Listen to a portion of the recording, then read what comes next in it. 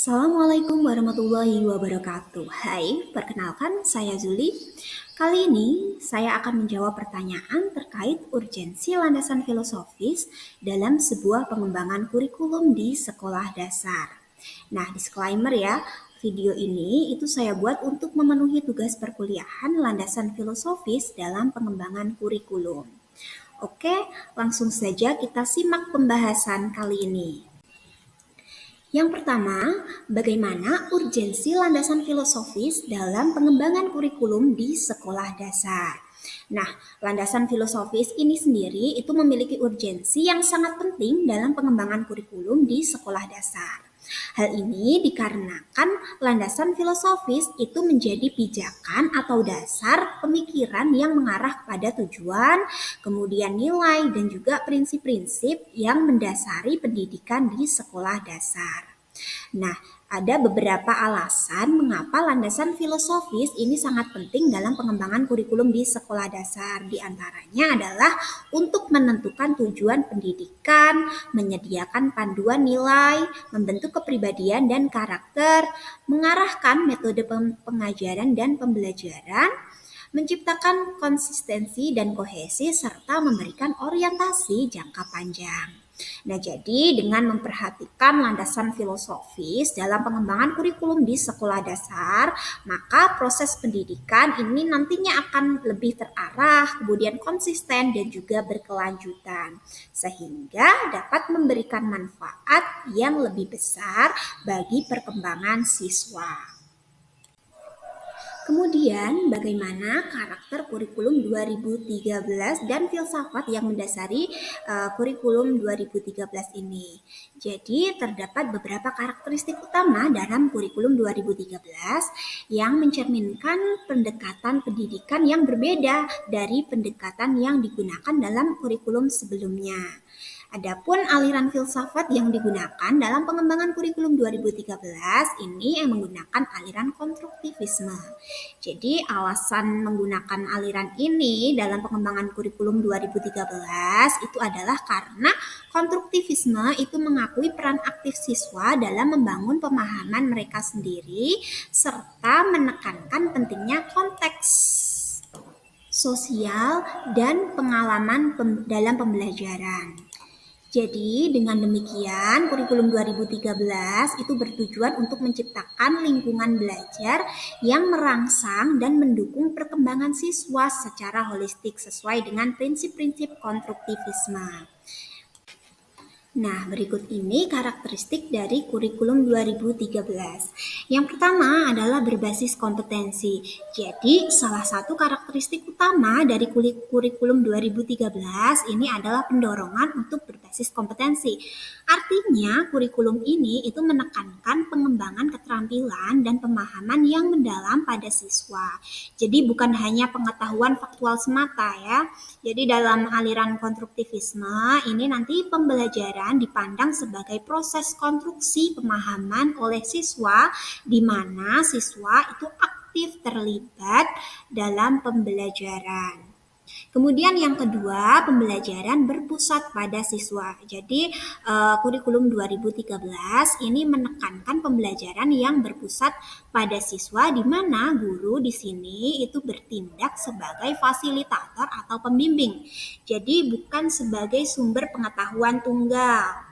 Nah, pendekatan ini itu sejalan dengan prinsip konstruktivisme di mana siswa itu dianggap sebagai pembuat pengetahuan mereka sendiri melalui interaksi dengan materi-materi pelajaran dan lingkungan belajar. Kemudian yang ketiga adalah pengintegrasian mata pelajaran. Nah, di dalam kurikulum 2013 ini mengintegrasikan berbagai mata pelajaran dalam tema atau pembelajaran lintas mata pelajaran ya. Jadi, pendekatan ini itu menggabungkan berbagai aspek pengetahuan dan keterampilan yang relevan dengan tema tertentu, sehingga siswa itu dapat melihat keterkaitan antara berbagai konsep dan aplikasinya dalam kehidupan sehari-hari. Dan yang keempat, karakteristik dari kurikulum 2013 adalah pembelajaran berbasis proyek. Jadi di kurikulum 2013 ini mendorong penggunaan pembelajaran berbasis proyek di mana siswa terlibat dalam proyek-proyek nyata yang memerlukan pemecahan masalah, kemudian kolaborasi dan juga kreativitas. Nah, pendekatan ini itu sejalan dengan prinsip konstruktivisme di mana pembelajaran itu paling efektif terjadi melalui pengalaman langsung dan juga partisipasi aktif.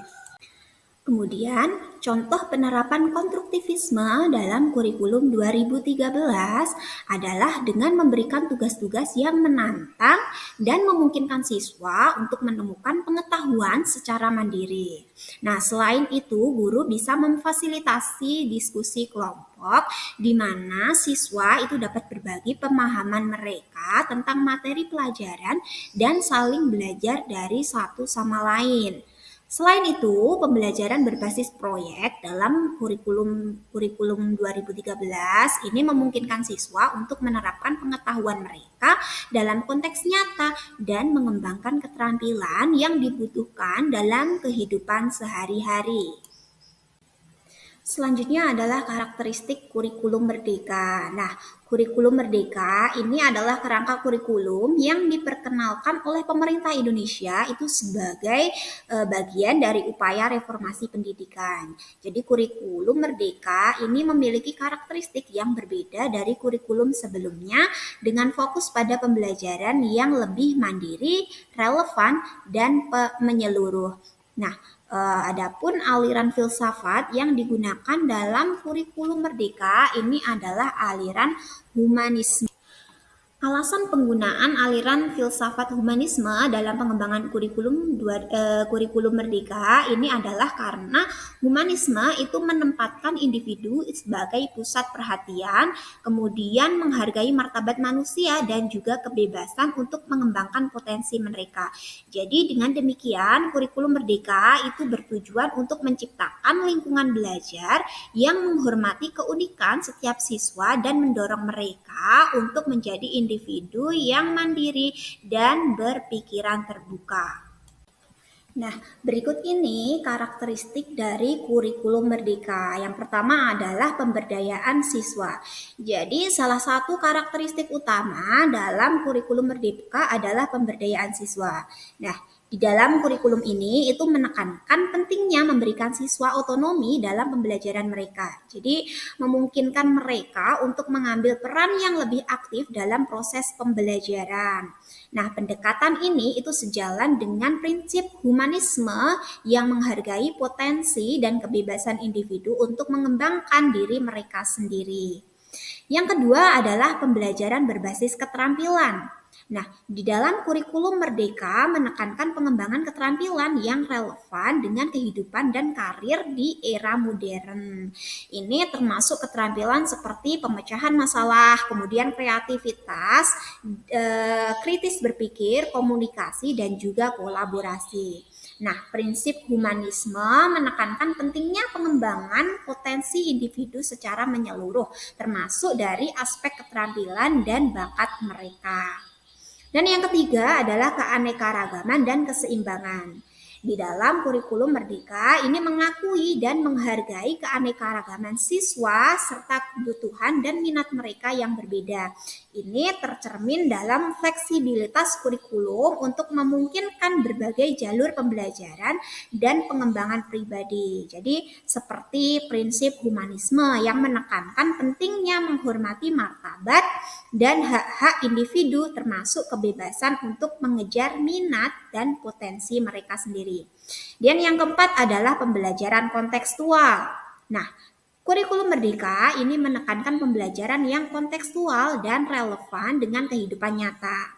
Jadi pembelajaran ini itu dirancang untuk menciptakan pengalaman belajar yang bermakna bagi siswa, di mana mereka itu dapat melihat aplikasi langsung dari apa yang mereka pelajari dalam kehidupan sehari-hari. Jadi prinsip humanisme menekankan pentingnya relevansi dan kebermanfaatan pengetahuan dalam meningkatkan kualitas hidup individu. Adapun contoh penerapan humanisme dalam kurikulum Merdeka, yang pertama adalah memberikan ruang bagi siswa untuk mengambil inisiatif dalam pembelajaran mereka, memberikan beragam kesempatan bagi siswa untuk mengeksplorasi minat dan bakat mereka sendiri, serta menyediakan lingkungan belajar yang inklusif dan mendukung untuk semua siswa, tanpa memandang latar belakang atau kemampuan mereka. Nah, itu tadi sedikit penjelasan terkait urgensi landasan filosofis dalam sebuah pengembangan kurikulum di sekolah dasar. Semoga bermanfaat. Wassalamualaikum warahmatullahi wabarakatuh.